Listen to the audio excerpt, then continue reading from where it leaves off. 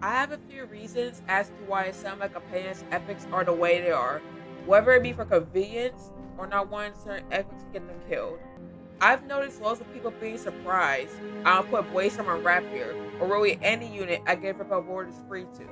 You see, I used to give Rapier and any other Hold the Line units Waystorm, but nowadays to me, that's a bad idea.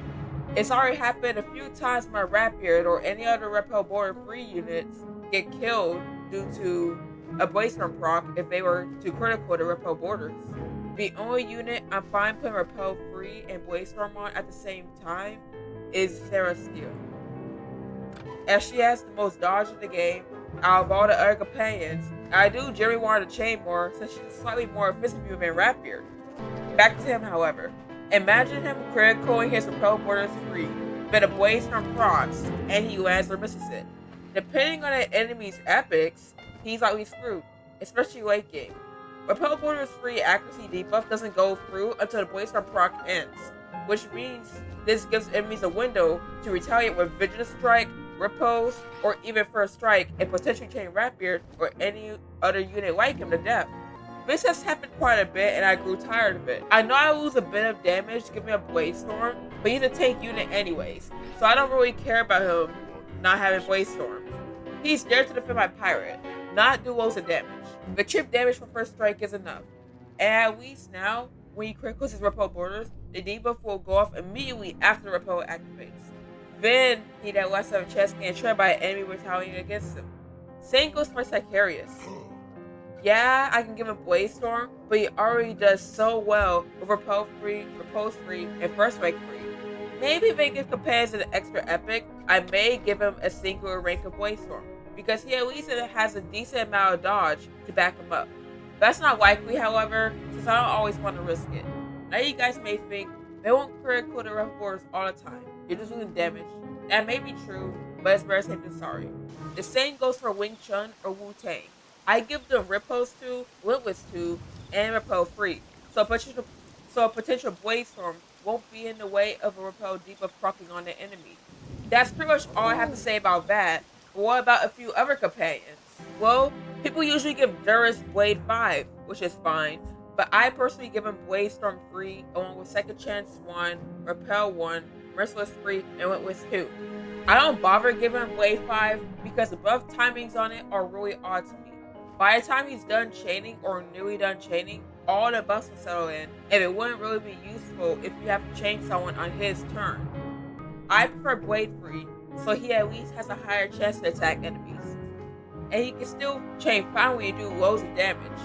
He can also use Second Chance in case he misses Repel Borders, which typically starts the chain. Now, about Emmett and Exeter. Emmett's pretty simple. I give him Overwatch Free and Double Tap Free because, well, that's kind of his best setup. He's a will-based companion, so he's already having the upper hand when it comes to attacking enemies who aren't will-based, which is a little common. But also, giving him True Grit in my opinion is a bad idea. Privateers, yes including Emmett, have low agility, which means if a privateer were to try attacking a musketeer, especially if they're a ranged privateer, chances are that a privateer is going to get shredded before they can even do anything. Especially if the musketeer has loads of anti-range epics or loads of chaining epics. Musketeers may be my least favorite unit to fight on privateer. I don't have that much of a bad time with them, but when the criticals come in, it can turn ugly. Exeter is the opposite for me. Instead of tap free, I give him grit free. Tap free isn't too bad on musketeers, but I just prefer giving him grit free because he's less likely to get crowned out by a musketeer. A chance to stun a musketeer with a unit who's less likely to get shredded by one is too good to pass up, in my opinion. It is not like I'm using Exeter, or even Emmett in fact, for damage output, but mainly for slowing support. So if Emmett didn't have horrible agility, I would probably give him grit free like Exeter. El Toro is more of a special case, just like Tessa. It highly depends on the solo. Typically, I give El Toro Riposte Free, Blade 1, and Limitless 2. If you watch my last Wish solo, you'll notice his epics were different that time around. I gave him Riposte 2, Limitless 2, Blade 1, and First Strike 1. On paper, this is like a horrible setup, and believe me, I don't think I'd even be using it much. But the reason why I gave him that wacky stuff for Agrabah was to melee counter melee enemies, especially the brutes. First Strike for landing hits on the brutes first, ripples too, just in case he has a dodge buff or a decrease enemies extra rate free. That way El Toro can get even more hits in. Wade 1 just in case he criticals for extra damage. And of course, run with 2 because who doesn't want a companion to have a chance to hit an enemy an additional 3 times? Tessa was also a special case. And I usually give her Blade 2 and Witness 2, but I decided to switch them up for this one. I gave her Repose 3 and Witness 2.